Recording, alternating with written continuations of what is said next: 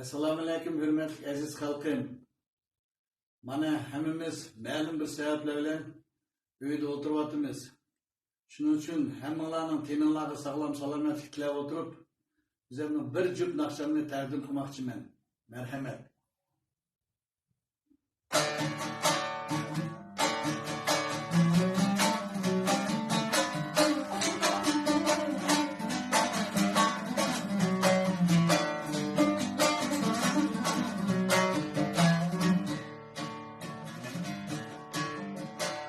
Gersini bana tatil Bitmelen doymaymen Gersini bana tatil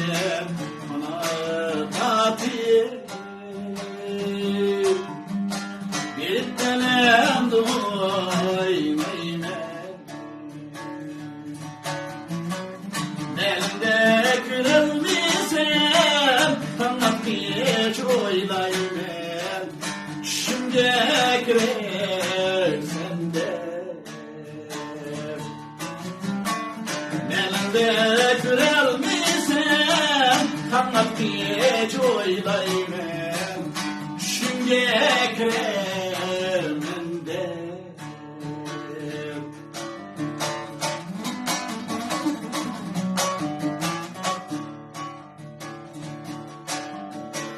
Gide hoş demek etken Benim anda bu yarım yok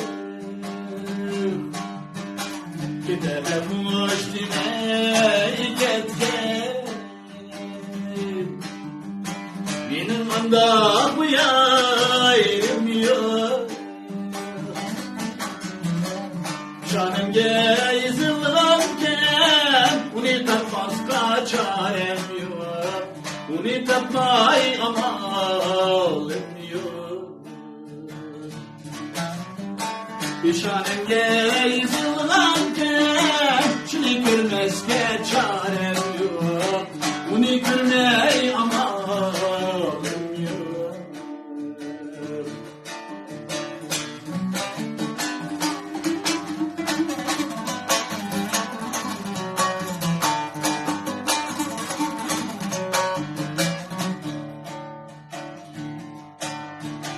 Gider ben bu Gözümden şüter ben bu Gözümden şüter ben bu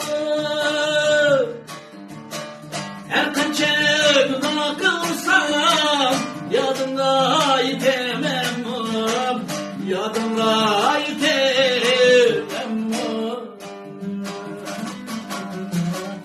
Her kança günah kılsam Yadımda yitemem Muradımda yitemem